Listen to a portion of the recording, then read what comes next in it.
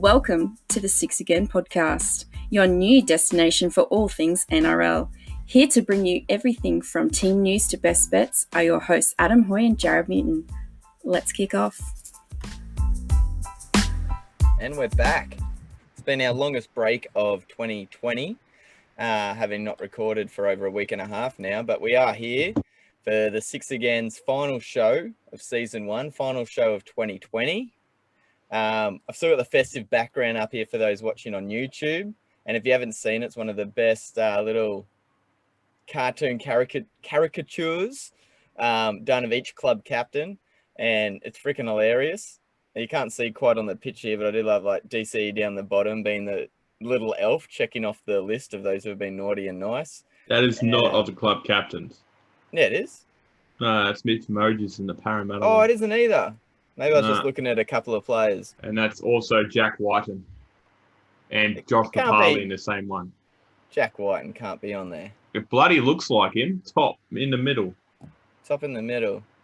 No, I can't see. It looks like Jack Whiten. It cuts out only a little. It's Matt Duffy in the St. George one. Well, maybe I looked at the first two people. Sue me.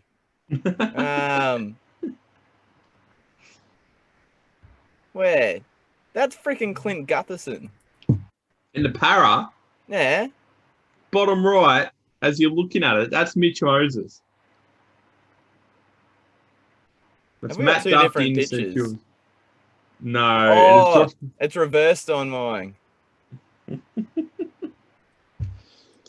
right. I'm pretty sure that's Clint Gutherson popping out of the box right up the top, which you can't see. That was outstanding start to the podcast, by the way. Yeah, brilliant. What were we saying? Anyway, being confused about club captains and elves. My name's Adam. I'm Jared. As he says, looking up to the ceiling.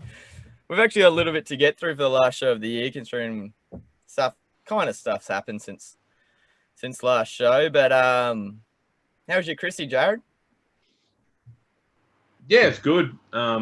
Spent a bit of time with the in-laws and breakfast and Christmas Eve. And then went and saw my family for that night, and a few people from my family came up from Melbourne, which is not looking like it's going to happen, but it did.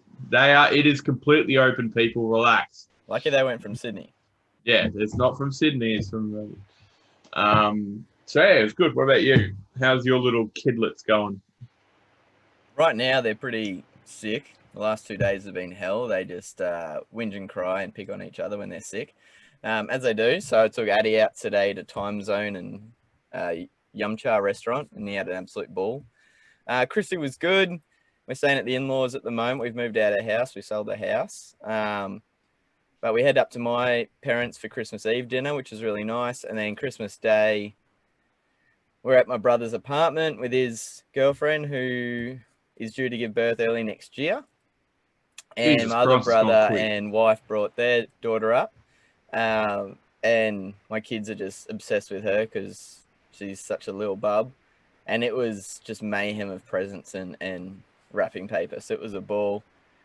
And then we headed to yours for Boxing Day to watch the cricket. And that was a good day. Had Atticus over there. And yeah, little man ran amok. He did. He was having a great time. And then...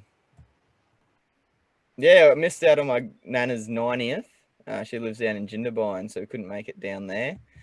It's the first trip I've been stopped by COVID, and I feel I've gotten off very lightly compared to a lot of people. So overall, it's been a pretty good period. And then it was my wife's 30th birthday on the 27th of December. So now that has all passed, my holidays can kind of start as of Thursday.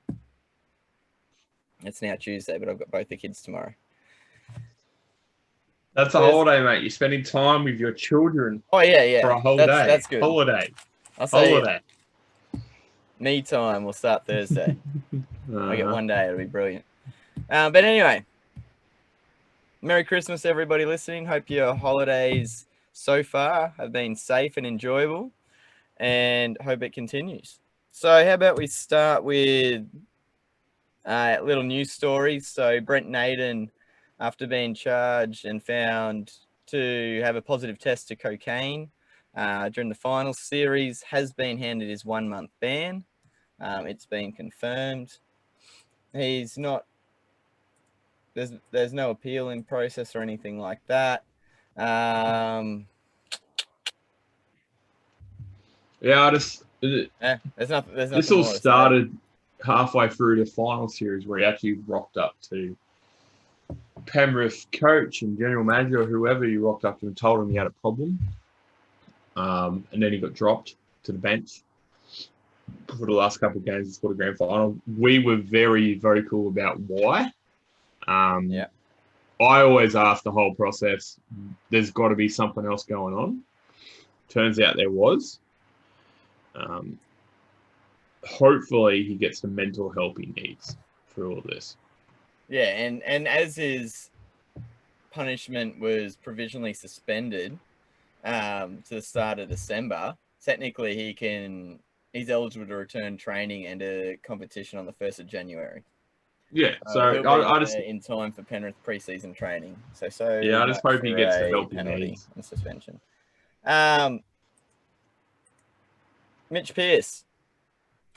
I think COVID saved him. Yeah, I don't know if this is a story or not. I wouldn't be surprised if it was true. Honestly, I hope it's not. For the poor girl. So supposedly Mitchell Pearce was scheduled to get married sometime in the next week or two, whatever it was. It's been coming out that he's been texting another girl at Newcastle headquarters. Just texting? Look, we don't know. Mitchell Pearce come out and said officially this is not true. He's reported that the wedding has been rescheduled due to COVID. I would not be surprised, but it did get dropped by the Daily Telegraph. Oh, okay. So yeah, read into that what you will. Yeah. I really hope it's not true for Mitchell, for Pearce, but for his wife, fiance as well, because obviously she's getting dragged through a little bit here. It's a bit of a dog act either way. And for the girl who's been texting if it's true, because she'll be done the same thing. Like, obviously, it's a thing you do in Newcastle too, because Wayne Bennett done the same thing. So, yeah, read into that what you will. Oh, it's just like the festive cheer all around those stories, and Burgess being pictured with another woman and all that sort of stuff. It's just warms the heart. It did get dropped by the Telegraph. Everyone around it has vehemently, or however you pronounce that word, denied it. But where there's smoke, there's fire. It is what it is. Cool. Just wait on that. But in saying that too, is it Paul Kent or Rothfield who's the editor-in-chief? Rothfield. So one of the lines in the thing was, despite what happens, he should be stripped of captaincy for Newcastle. Seriously? For texting? Yeah, nah. Yeah. Like, oh my God, seriously? Pull your head in. That's it. We'll stay off field. So Jared Maxwell has been appointed head of referees boss. He currently, or now formerly, held the NRL Bunkers operation manager and has been a member of the NRL match appointment committee. Had over 275 games of experience as a referee, including State of Origin and Test match appointments. I look at this as a signing. I look at it. Sorry, what do you? I just hate when it's a part of our game that is always under criticism, always under the spotlight. I think this is an opportunity to really bring someone in from outside that referee bubble to not only just bring a different viewpoint on things, but bring a different relationship status into the equation. Because one of the things that scared me actually reading through the appointment, and this is by Graham Annesley, NRL head of football. Jared was leading referee for over a decade. Sweet, that's fine. Before being bunker manager and becoming a member of Match Appeals Committee. Cool, that's fine. Jared knows our referees well, and the referees know Jared well. That sentence is the one that I have an issue with. Further on from that, he understands the game and the clubs. That's good. Innovative ideas, good, etc. It's that he's been part of that boys' club for however long now, and you can try and be as unbiased and black and white as possible in a position of power. But if you've got a relationship built up with a very small number of employees that are under his control, that's going to be a conflict of interest at some point. I would have preferred to see someone with an officialing or some sort of background in officialing, officiating, ruling, anything like that. Could be within rugby league, that's fine, but outside of this referee bubble.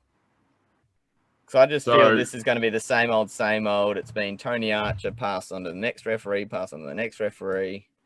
So 2 points from that last thing you said about finding someone outside of that. Good luck finding someone like that who hasn't been exposed to the referees. And the other point is they tried to bring someone in who isn't part of the boys' club about 5 years ago. It didn't work. Yeah, it was 5 years later. Try again. Robert Finch.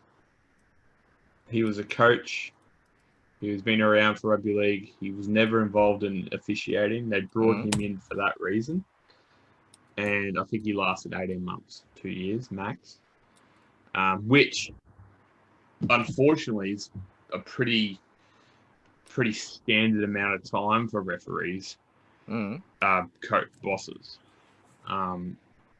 That shouldn't be enough to not try again. They should. That's right. I'm saying but they have tried it. Adjust. They have tried it before.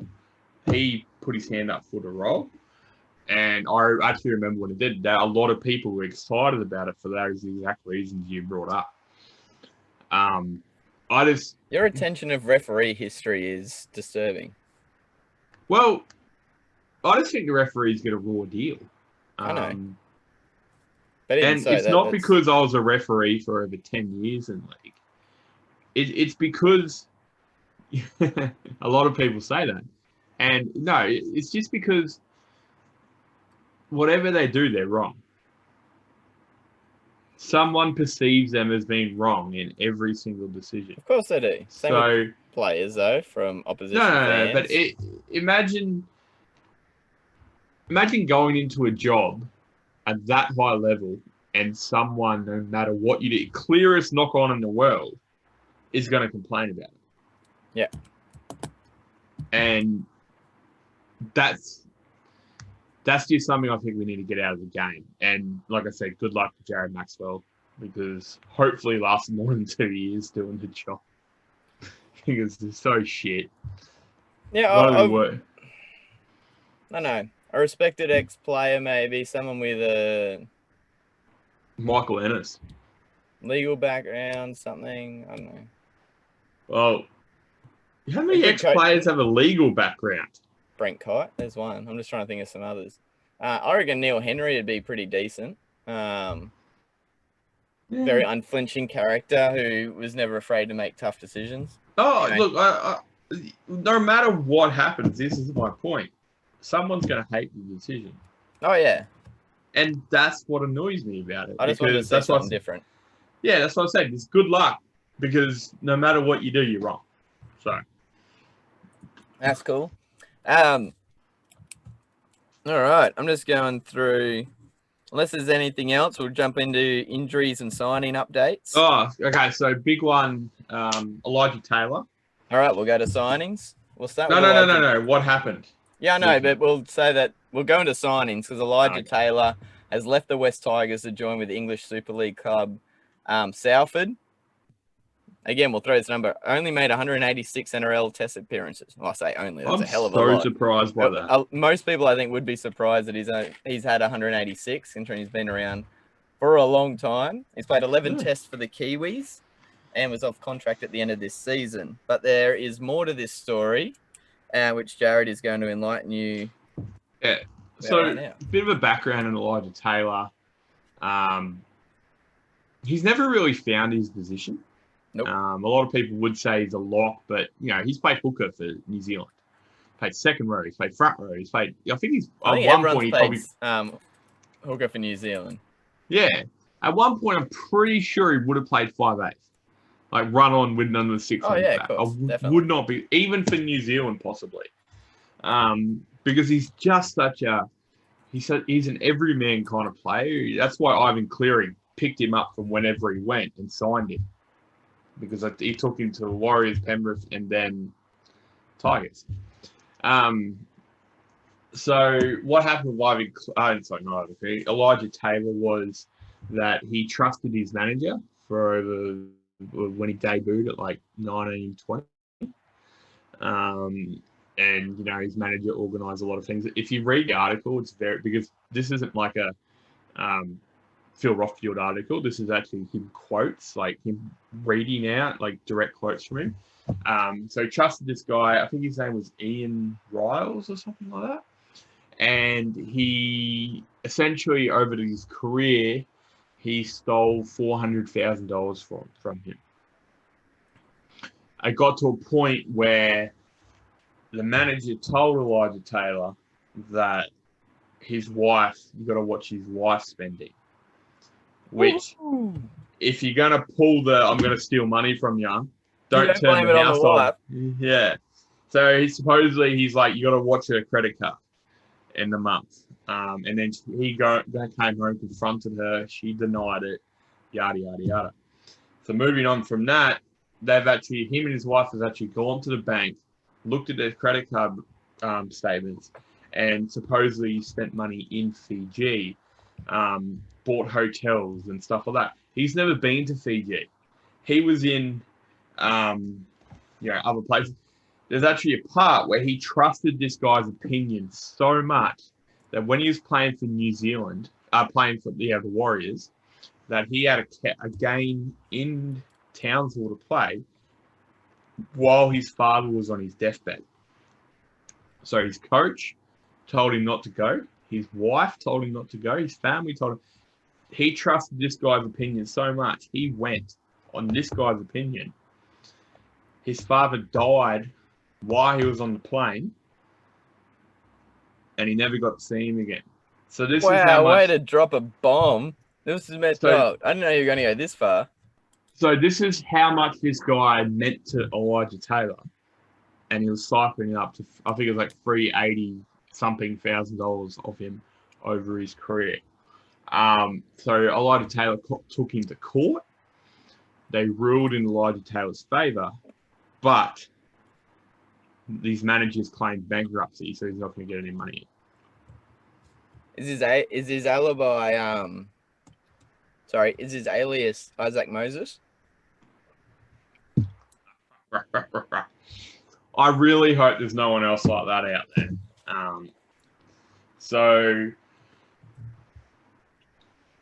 So going back to my point about Elijah Taylor, he's always been there, but he's kind of been on the fringe sometimes as well, because if there's another player comes in that they prefer, he's probably the first one to get dropped as well, which is really unfortunate. And, he has played for multiple clubs. He's always been rated as professional, always been in front of the fitness, stuff like that. So in other words, you're saying he's going to be a future Man of Steel. Yeah. Well, probably. Look what Blake Austin's done. Look what Jackson Hastings done. Imagine what Elijah Taylor's going to do. So he's got a year over. Yeah, he's definitely just as good as those guys. Good on him for going. Probably just getting out of the country to get away and set up his life again over in England. So all the best for him. And What about this Hopefully it all guy's works. trajectory? So he wins 2 grand finals in 2 years with the Roosters, goes to Penrith, has a chance to win a third one. Zane Tedavano spends the whole year coming off the bench for Penrith, has now been released from the final year of his contract from Penrith to take up a 3-year deal with Leeds Rhinos. So another perennial premiership team over in the Super League. But if you told me a year and a half ago that Zane Tedavano was going to be going to the Super League because he couldn't keep a job here or didn't want to, I'd be quite shocked considering where he was at. But he's going to a pretty decent team with a pretty decent history. Well, we rated him as one of the top signings. Yeah. Yeah, and for someone who came off the Roosters bench, because I think, he didn't start for the Roosters in the grand final. We thought he'd be a walk-on for the Penrith. He wasn't. No, he had the Moses Leota, he had James Fisher-Harris. This goes back to my point on Penrith. So they done well this year,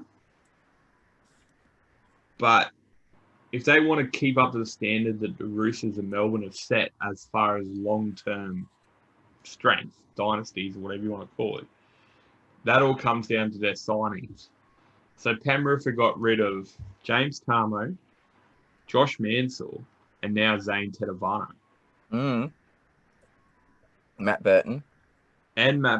But they picked up Jamin Salmon from Parramatta, who's only 21. I feel like he's been around for ages. Yeah, he would have debuted at like 18. Yeah, so he's jumped from Parramatta to Penrith. Yeah, so it's really, I really hope they can keep that standard for next year with the amount of this recruitment decisions they've done. It's insane. The last one to touch on, Ricky Latelli's returned to the Super League in 2021 after his brief stint with Melbourne, based on Toronto Wolfpack's financial crisis and then removal from the Super League. Going on to injuries quickly, Carl Lawton, Warriors hooker or backup hooker, set to miss a large chunk of 2021 after suffering an Achilles injury at training. Poor bastard. Yeah, he was going to be the backup to Wade Egan. That's now going to probably fall to Jazz Tavega, who's played at hooker before. So will I like everything him better else as in the Warriors team. Yeah, I like him better as a lock, but anyway. And then pretty much the rest of the injury news is a paragraph and a half on Manly. Tom Trbojevic, Dylan Walker, Cade Cast, Josh Schuster, Moses Sully, and Kieran Foran are all expected to be available for round 1 after all undergoing surgery either during the 2020 season or after it. So there's a few players I legit thought you were going to say each one of them tore their ACL again. I would not be surprised if that was the case. Well, Cuss and Schuster were both ankle injuries. Sully was a foot. Trbojevic was a hamstring. Walker was a foot. George Trafua snapped his Achilles tendon. Mate, you got to get a foot through a preseason now. All right, he's aiming for an April return.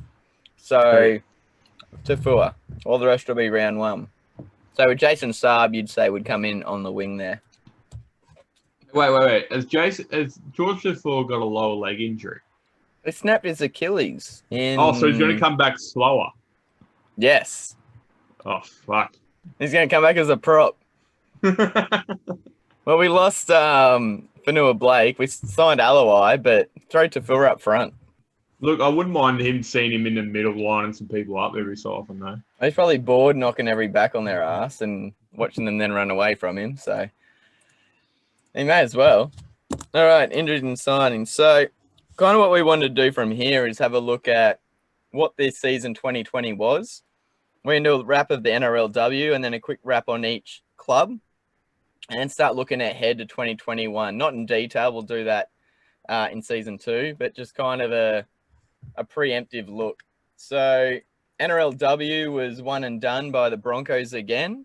3 seasons NRLW's been around, 3 premierships for the Broncos. Led again by Briginshaw. I'm forgetting the first name here, Callie. Yes? Who?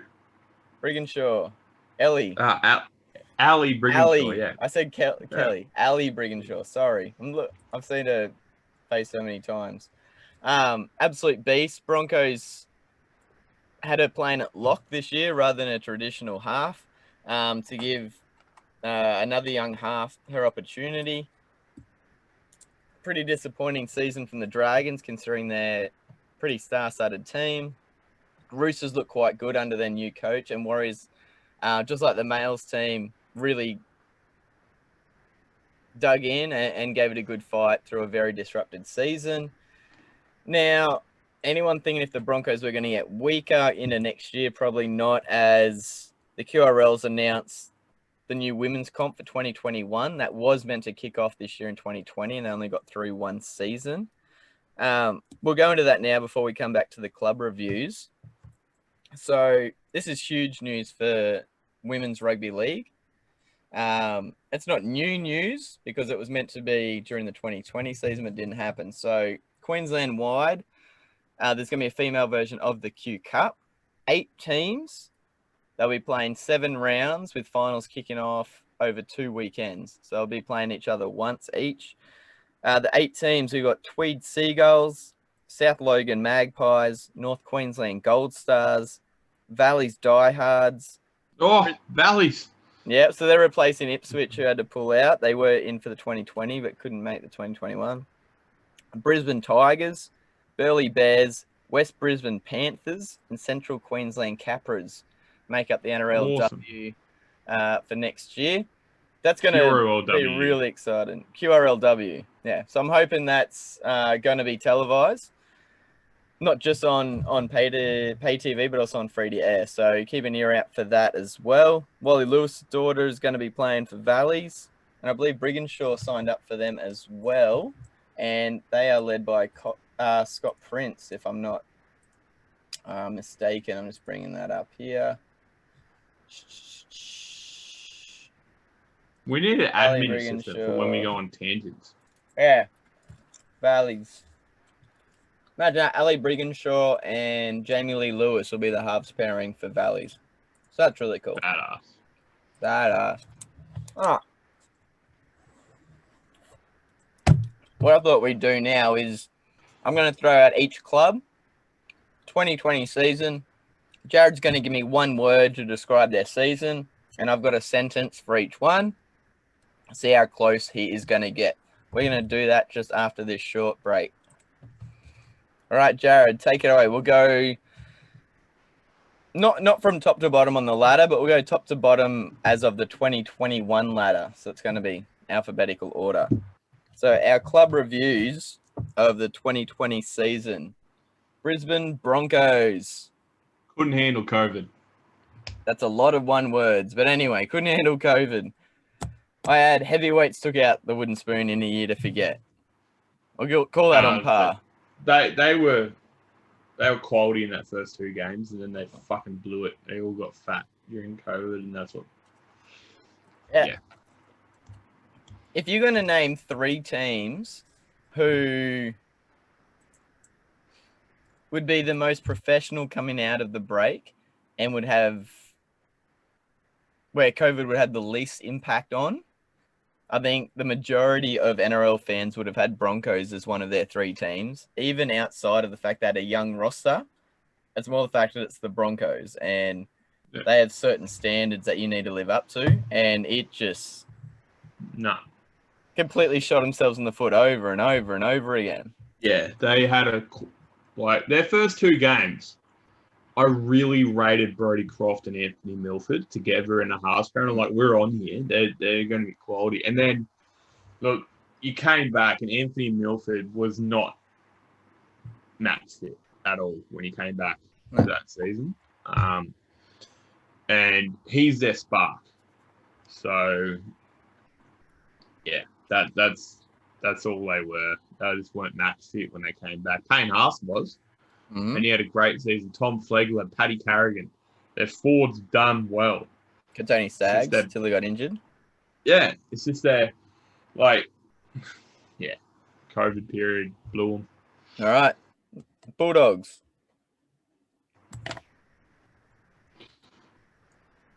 Attitude. Poor or good? Good. Oh, you got to arm me for saying too many words. Attitude. Good attitude. There we go. I'll give you 2 words on that one. Yep. So avoided the wooden spoon, but we've talked about in the past, they're trending in the right direction. Still time. There's still going to be a fair bit of time till success, I'd say, but at least they're trending the right way. Cowboys. I was going to say disappointing, but Yeah, underperforming. yeah, The team they had. something like that. Yeah. New coach on the way and succumbing to a bottom 4 finish. And I don't think it was Green's fault.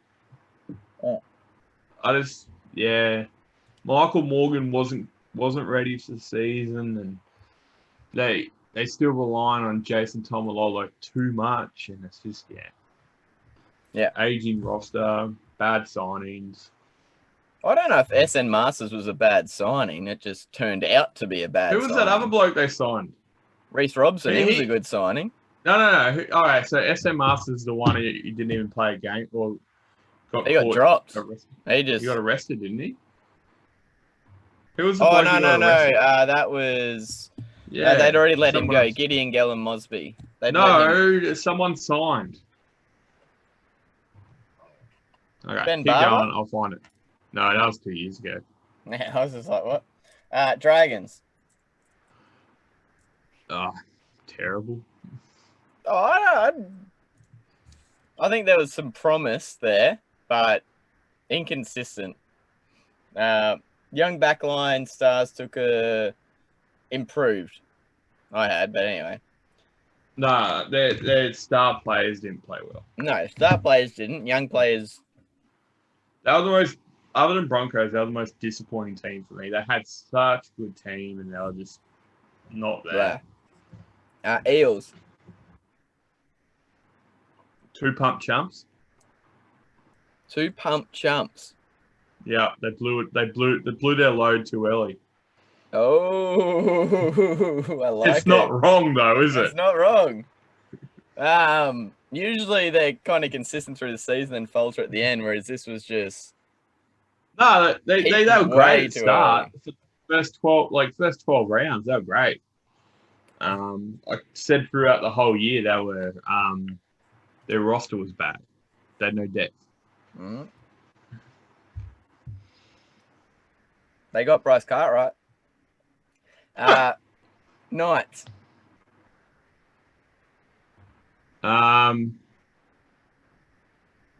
Underperforming. Ouch. Yeah, they did. They made the finals. Nah. They look at how many injuries they had. They didn't play to their strengths. Their strengths were on the bench or in hospital. No, they were. Oh, you can say injuries all you want. They kept bringing people in, though. They didn't play to their strengths. Underperforming, but fit. Let's put it that way. I reckon they were pretty fit this year. All right. Yeah. What is your assessment of?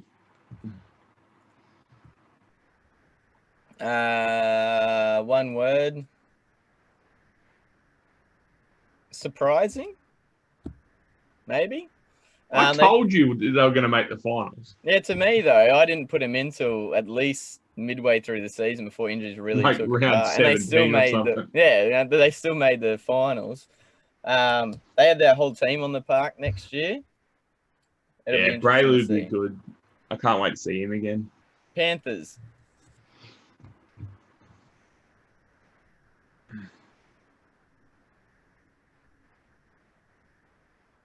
Took the best out of COVID. Go on. Look, they were good this year. But I just think them having such a young team, they didn't have as many outside distractions as a lot of teams had. True. And they even said that themselves. Yeah. So took the best out of COVID. They came back fit. They came back strong. They had a very good game plan. I just think that that's the best way of me putting it. I don't think they would have made the grand final for a full season. Ooh, saucy. With Origin in the middle. Yeah, okay. It's like a normal season, is what you're saying. Yeah. I had humbled, as in they humbled me, because I kept waiting for them to fall down, but they didn't. And so credit to them. But they won 17 straight, fell short of a title. But a very impressive year from the Panthers. Rabbitohs. Stupid. Whoa, what does that mean? Where'd that come from? Jared's on a roll today. Ouch. They had such a good team, and they didn't play well. They threw so much money at Latrell, and that didn't work out for them. I'd say it did. They threw so much money at James Roberts, didn't work out. Although I don't think Latrell, he didn't deliver what he was supposed to deliver. He had signs of brilliance, but I think he was fine for his first season until he got injured. But we knew it was going to take time. Fine's not good enough for the money he's on. He wasn't on that much. He was. He's on a lot. Is now. So I just think that they could have done a lot better if they, Corey Allen should have been on the field more. Some of the decisions they made perplexed me. I would say annoying for them, because the gap between their best and their worst was so big, and you never knew what you were going to get out of them. So I guess you could say inconsistent as well, but to me it was just more annoying. Like that Newcastle game, for the first 60 minutes, they were a third grade team. And then for the last 20, that is rolled over to Newcastle so easily. They still ended up losing, but it was bad. See, I use the term inconsistent for a team that's still finding their way, kind of like a Knights team or a Titans team. They should not be finding their way. No, that's why I say annoying. Raiders.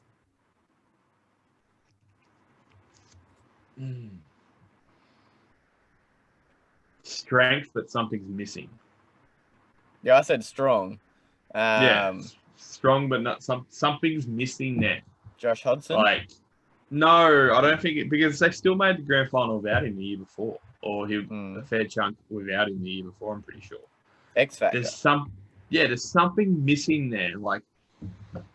I don't know, a massive outside back like a Greg Inglis quality or someone like that. It's something because I don't know. They're forward packs. Someone in their centers, I think. Yeah, it's just I don't know what I don't even know if it's that, but they're missing something. The big storyline for me for Canberra this year was John Bateman leaving and George Williams coming in. So Bateman came here under a lot more wraps than Williams did, even though Williams had such a decorated career, and he had a very solid first season, I thought, for a halfback. Roosters. Yeah, I'll cop that from George Williams. I doubted him at the start of the year, and he played really well. I'll cop I was wrong on that. Roosters. Puffed. Yeah, that's a good one. That's the best one I can describe. I was going to say tired, but puffed. I like that. Yeah. They just couldn't quite get there. They had injuries as well, a lot more than they had the previous 2 years, and it caught up with them. The Sonny Bill signing didn't really pay off, and it may have cost them a young star going elsewhere. But in saying that, they picked up an even better young star. So screw them. I will say, that's jokes, Roosters fans. I will say that the Morris twins are still the best outside backs in the competition right now. The Wings have said, "Oh my god." They look good in a Canberra jersey. Storm. Insane. Yeah. I think they're professional. Fuck you. Insane. I think it goes down... Well, with me, it goes down as my favourite story of the year, but I think it's going to go down as one of my favourite stories of rugby league of all time was Cam Munster revealing what he said to Cameron Smith before that final kickoff.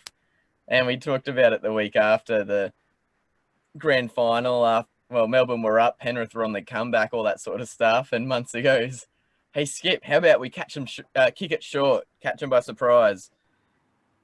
And Cameron Smith turns around and is like, "Are you fucking kidding me?" And Buzz goes, "Yeah, you're right, Skip, kick it long." It's like, what Munster say after it was like he was looking into my soul. The pure I like- balls on the man. Oh, that's brilliant. Yeah, professional, just class. Yeah. How How dare you pull that off? Yeah, Titans. Um. Oh, geez, I skipped the whole line here. Underrated. Underrated for Gold Coast. Entertaining. Well, underrated, surprising. It's surprising. Yeah, at the end of the last 6-7 weeks, like they showed the Improved. potential they did have, and I think a lot comes down to Justin Holbrook having the balls to go, you're out, Yes. or you're in, you're not going to the standard I want. See you later. He's a great example of the impact a coach can have. Mm. And we talked about Paul Green not doing anything wrong with the Cowboys. He might not have, but sometimes it literally is just a change of voice and a change of opinion and a way to look at things differently. Holbrook's come in to get a Titans roster, not dissimilar to every roster they've ever had, a mixture of underperforming or inconsistent stars, and really got them to buy in.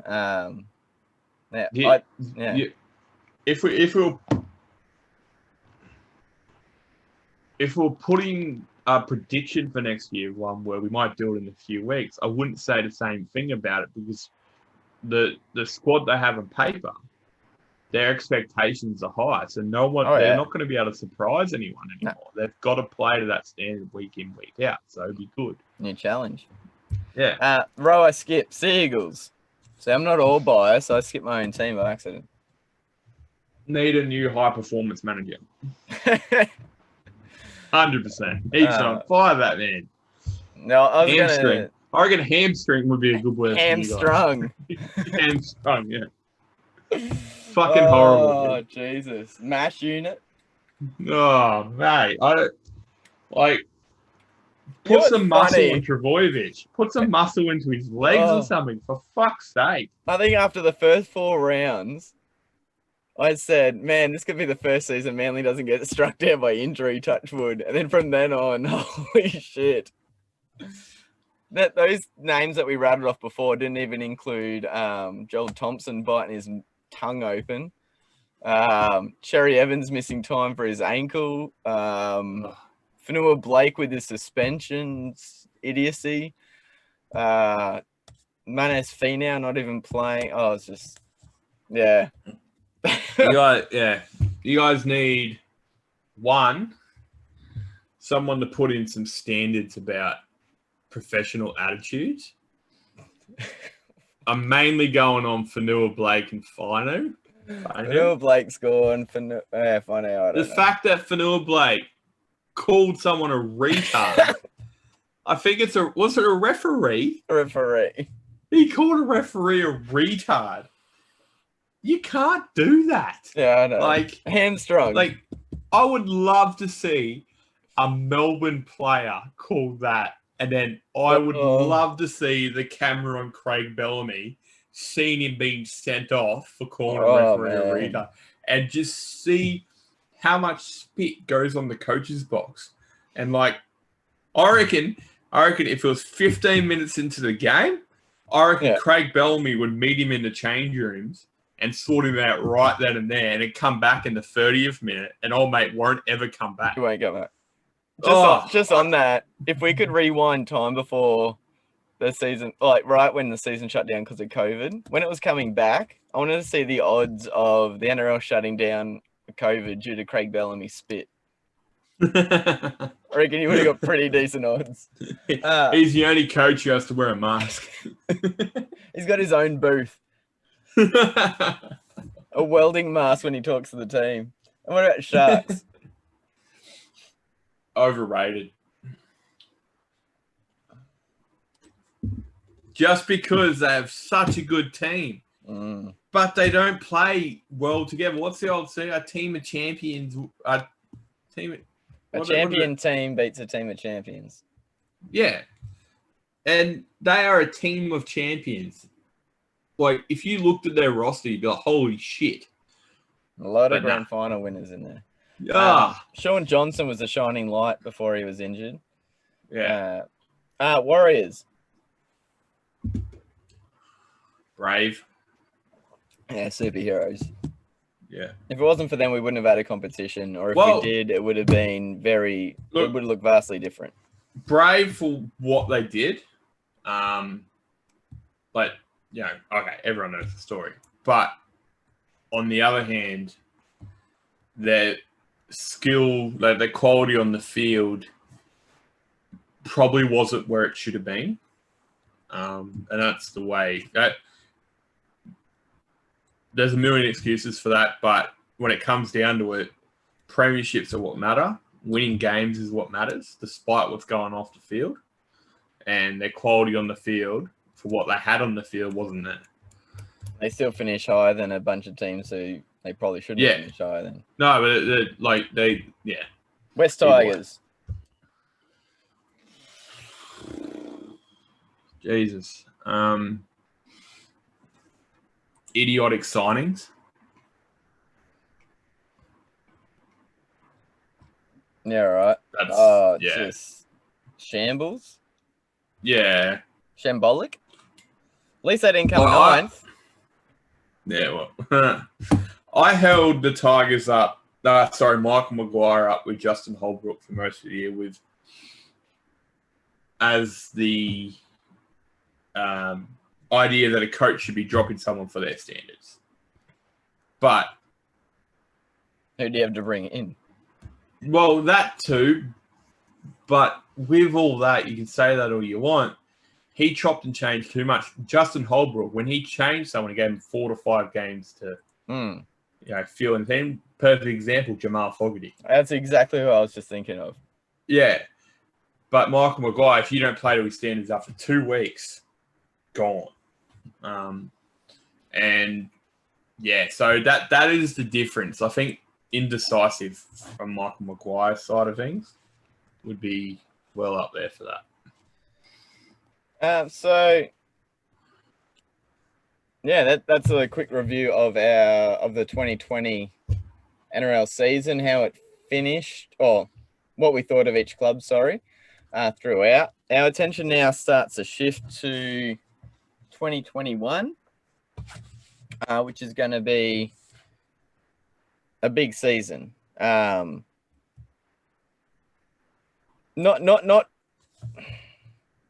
there's a World Cup year in it, but which is we're going to talk about in a little bit. But there's almost a sense of if things stay under control in this country with regards to COVID, it could be the first sense of normal that we've had in quite a while on a national scale. If the way things are shaping up in Sydney again. But again, the way we're doing things and the policies we're putting in place is getting it under control a lot quicker than what we're seeing elsewhere in the world. So there's still hope that the season will be kicking off on time and as planned, which will be, I think, if it does so, it'll show even more a huge testament to what Peter V'landys has and was able to do with the NRL in 2020. So, looking ahead to 2021, preseason trials have all been locked in. There's only going to be 8 preseason trials, 1 per club, due to time lost from this season, giving the players enough break and not filling up with multiple trials. So each team will have 1 trial game. It'll be on the last weekend of February. So 7 of the 8 games will be on the 27th of Feb. 1 game will be on the 28th for a quirky little reason that we'll get to. Regular season is penciled in to start March 11. Townsville will be hosting the Indigenous versus Maori All-Star games for both the men and the women for the first time outside of Suncorp. No World Club Challenge. Oh, yeah, sorry, Gold Coast. No World Club Challenge. Who cares? Due to England don't know what they're doing.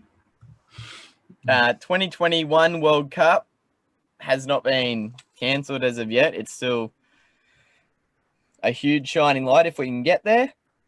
But with a bit more depth of details, if you're wanting to catch your team's trial game, and there is only one, these teams will all be on the 27th. So the Charity Shield between Dragons and Rabbitohs will be in Mudgee. These are all on the 27th of Feb. Titans versus Warriors in Lismore. Melbourne versus Knights at Casey Field, southeast Melbourne. Sharks versus Bulldogs at Jubilee Stadium, where Sharks will be playing all their home games next year. Penrith versus Parramatta at Penrith Panther Stadium. Brisbane versus Cowboys at a stadium or location to be announced. And Roosters versus Raiders at Leichhardt. And then on the 28th, Tigers versus Manly at Leichhardt.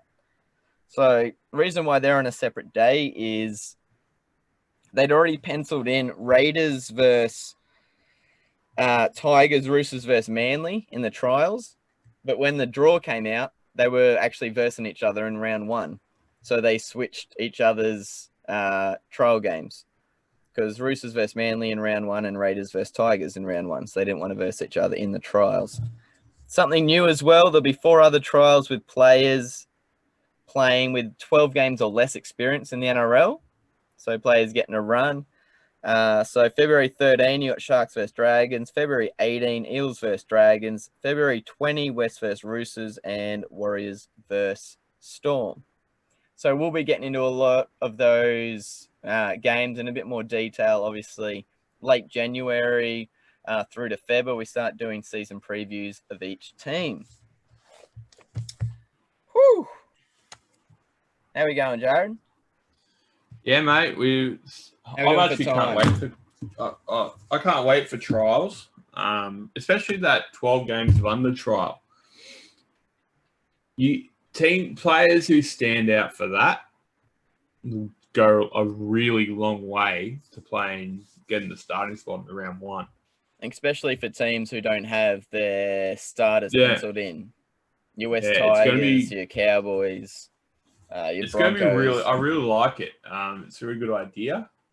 And the 3 teams I just mentioned don't have games. Sorry. Yeah.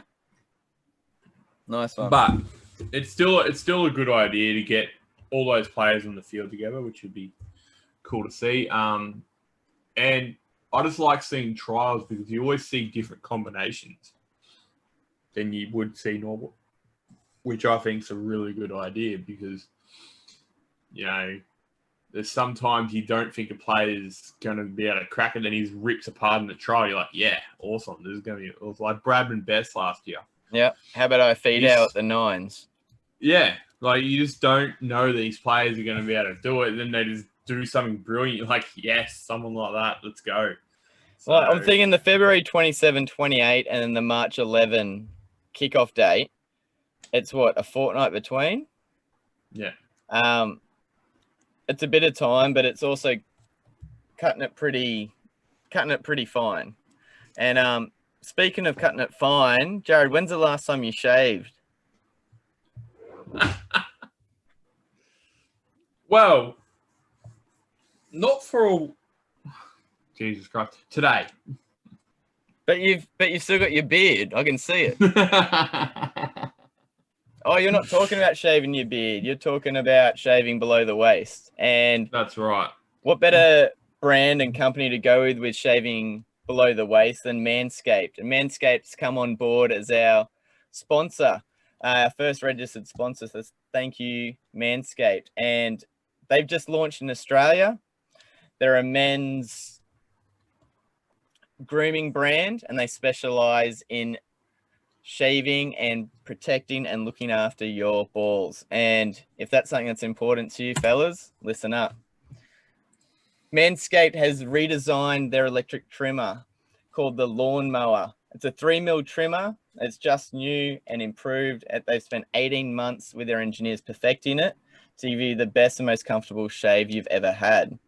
The 3rd generation trimmer features a cutting-edge ceramic blade to reduce grooming accidents, which, as a male, I know, unfortunately, the pain that we incur, and they do happen. So it's awesome having a trimmer that negates that issue. Not only that, the lawn trimmer by Manscaped is waterproof, so you can actually groom in the shower, which I know is something my old trimmer could not do. And the new lawn trimmer by Manscaped that they sent both Jared and I, which was awesome of them, is an absolute dream to use in the shower. Yeah, and when you can't do it in the shower, you have to clean up after. Oh, I hate when the you cleanup. do in the shower. Cleanup's horrible. Yeah, you can just shove it down the drain and blame it on your missus's hair because her hair gets down there anyway. That's true. All good to go. Yeah. Even if you do want to shave outside the shower, if you buy their perfect package, it actually comes with disposable catching paper. So if you stand on the paper, it's even got funny cartoons on it that you can read while shaving.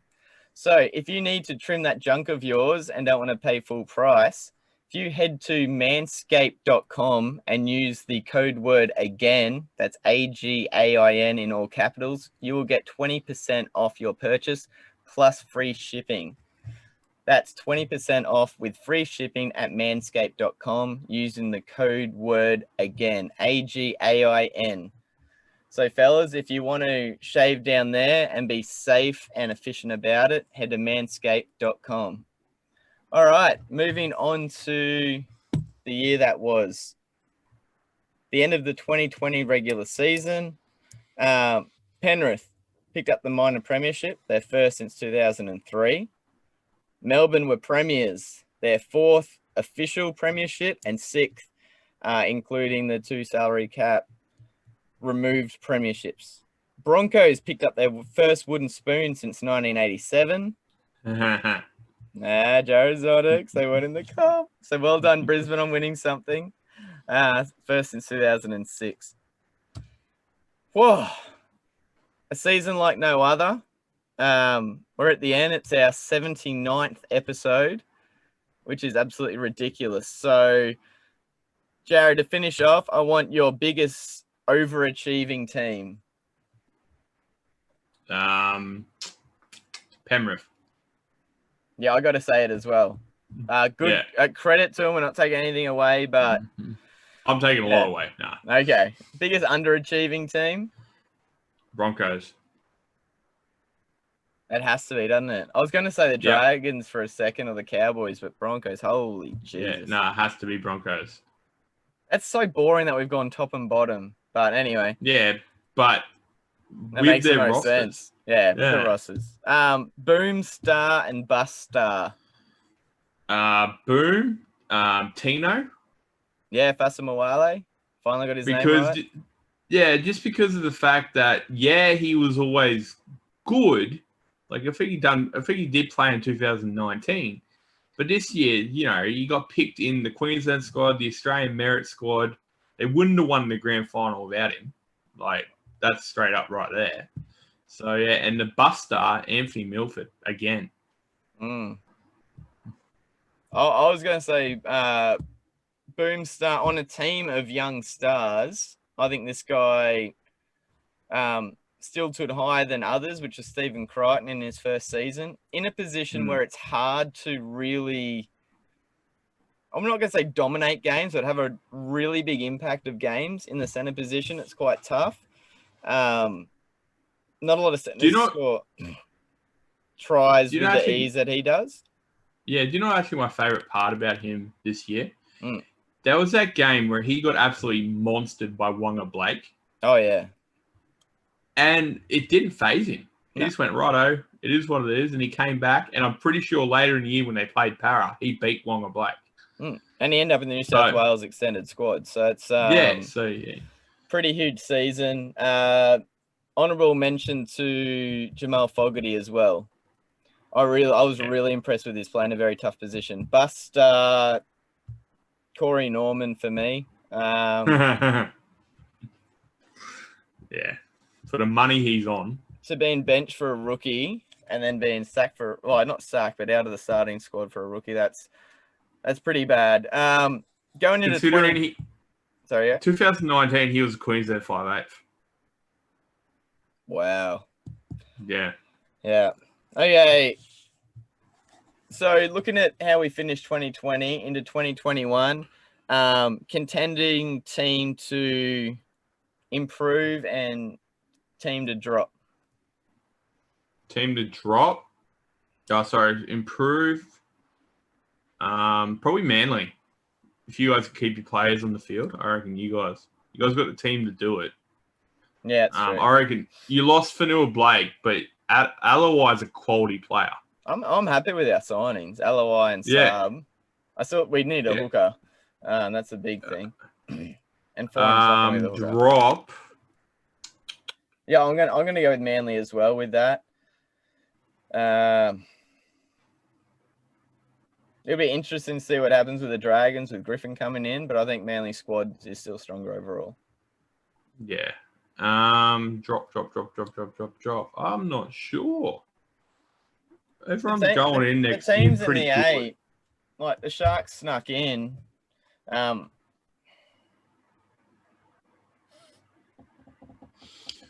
going I big could see call. the West Tigers drop even further, honestly. Nah, I'm going South Sydney. Yeah? Bennett's last year? Yeah, I reckon South Sydney might drop. Would not be surprised. Oh, and their backline's still very young. Their forward pack, pretty young overall. Yeah, look, I just think that, like, Adam Reynolds is getting a bit old. He was obviously slower this year. His kicking wasn't as good this year. And I don't think that Cody Walker's the one who's going to lead him into the future. All right.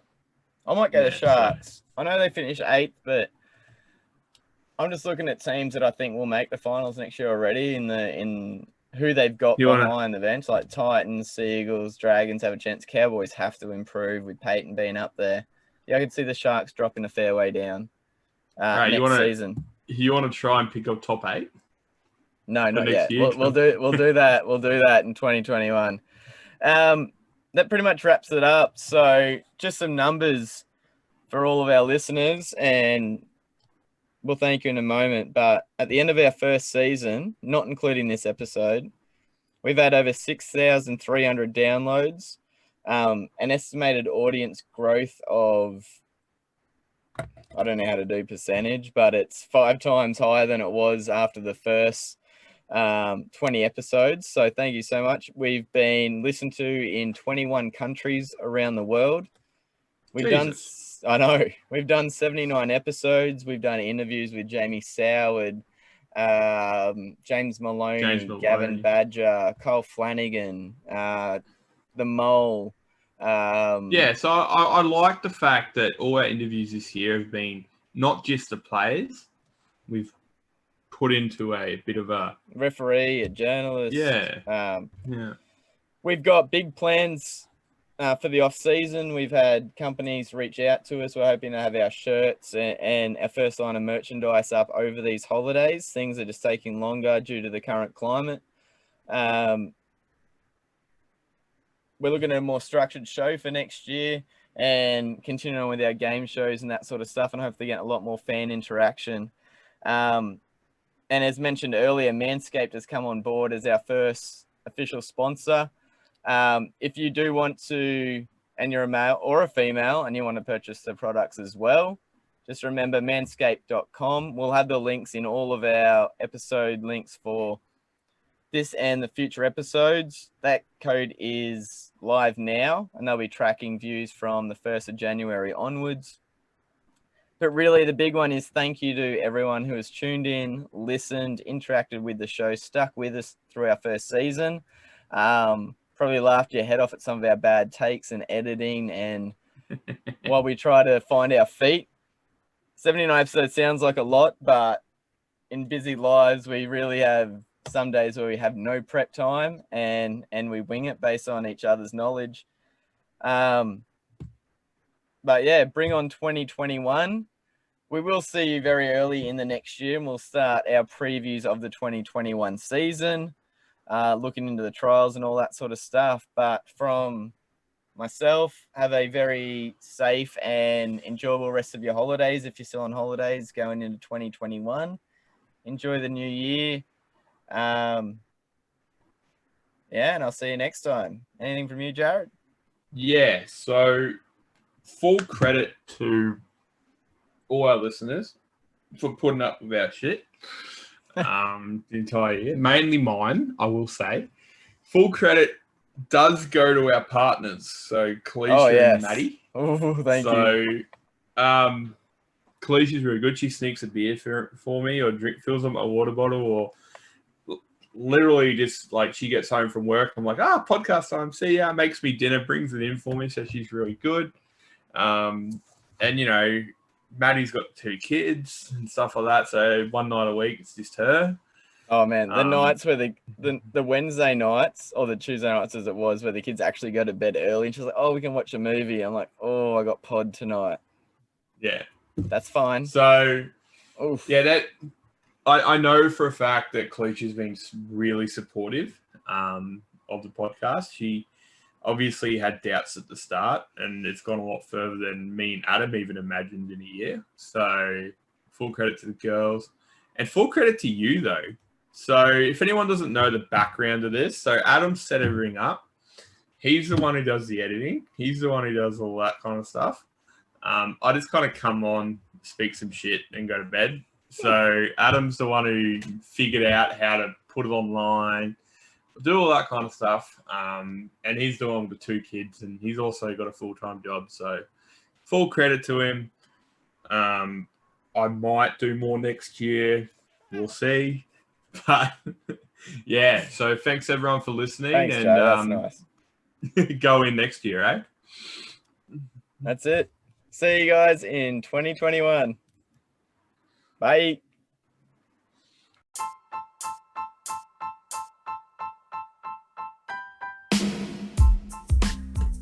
Thank you for tuning in to 6 Again. Connect with the show on Twitter, Instagram, and the 6 Again website. All links via the show's bio. Be sure to check out Adam's craft beer choice of the week.